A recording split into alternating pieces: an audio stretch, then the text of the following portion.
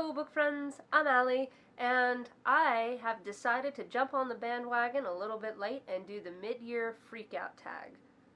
So I will link the original creators in the description box below, and I'll also put the questions in case you want to do it as well. The first question is, best book you've read so far in 2020?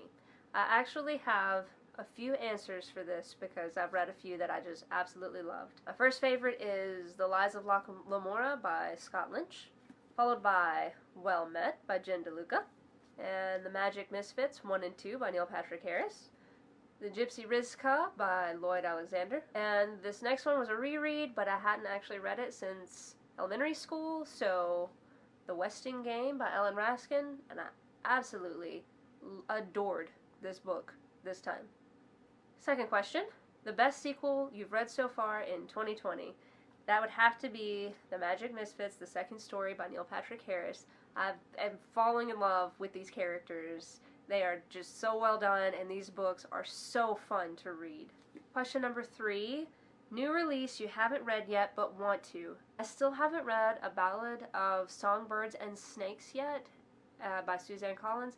And I've heard such mixed reviews on it. I haven't really decided if I'm going to read it yet, but there's a part of me that still wants to because I've always really liked the trilogy, so I'll get around to it eventually. Question 4, most anticipated release for the second half of the year. That would have to be The Magic Misfits, The Fourth Suit. That one comes out in September, and it wraps up the quartet, and I'm very excited for it. Question 5, biggest disappointment. That would have to be The Big Kahuna, because I really wanted that one to continue on with the story from the last few books, and it didn't, so I was really bummed out by it. And also Get a Life, Chloe Brown. I had super high hopes for that book, and it just did not follow through.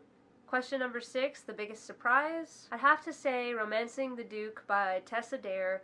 I didn't know what to expect while reading Tessa Dare and getting into some historical romance, but I fell in love with her writing, and they're such sweet, like fluffy, romantic books. It's just hard not to enjoy them. Number 7, favorite new author, either debut or new to you. Tessa Dare would be my new favorite author. I'm slowly reading more of her books. So far, I don't have any complaints. Number 8, newest fictional crush. I can't say that I really have a crush on a fictional character. I honestly don't really get crushes on fictional characters, so none. 9, newest favorite character. That would either have to be Layla or Carter from The Magic Misfits. Carter is super spunky and has a very honest personality, and I really appreciate that. And Layla is a very optimistic, sweet character who is also very honest, and I love the friendship building in those stories. And I mean, all of the Magic Misfits are great, but those two are my favorites so far. Number 10, a book that made you cry.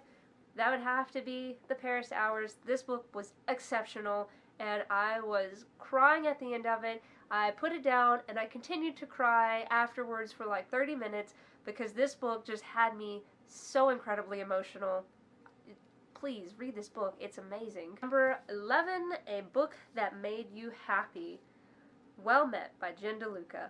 This book made me exceptionally happy. I love the characters. I love the setting. I love the friendships that she makes. I love the romance.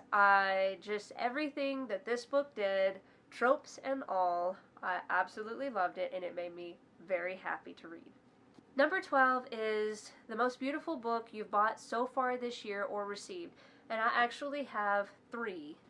The first one is Song Below Water. I love this cover. I think that it's gorgeous. I know a lot of people have said this, but it just really is a beautiful cover. Next is Mexican Gothic, and this is the newest book from July on the Book of the Month Club. And I just think that this cover is gorgeous. And the last one is One to Watch. I love the colors. I love just everything about this cover is very appealing to me, and I'm so glad that I got this book. And the final question is, what books do you need to read by the end of the year? Funny enough, I need to read Elantris by the end of the year because I've been reading this for so long, and my best friend won't let me forget that I'm still reading this, and I promise you, I'm going to finish this. You'll see. I also need to read the Mistborn trilogy before the end of the year because I have been so excited to read this, and as soon as I finish Elantris, I'm starting this, and I'm going to get through it before the end of the year because I'm going to do it. That's why.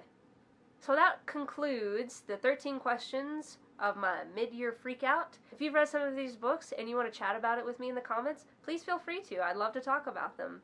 Until next time, guys, I'll see you later.